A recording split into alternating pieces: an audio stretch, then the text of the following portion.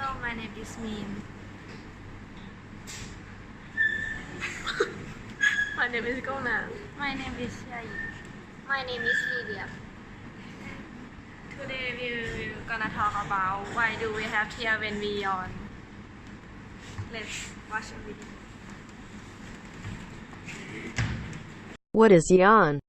The yawn is an involuntary reflex when the mouth opens wide and the lung get in a lot of air. Why we yawn? One is that when we are bored or tired, we just don't breathe as deeply as we usually do.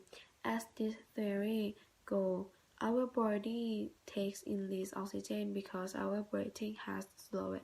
Another theory is that yawning stretches the lungs and lung tissue. Stretching and yawning may be a way to flex muscles and joints, increase heart rate, and feel more awake. How tears flow? How do tears flow? All tears come out of tears gland or lacrimal glands. Lacrimal fluid, which flow to the main excretory ducts into the space between the eyeball and the lid. When the eyes blink, the lacrimal fluid will spread across the surface of the eye. Why we have tears? Crying is natural response humans have to a range of emotions, including sadness, joy, and frustration.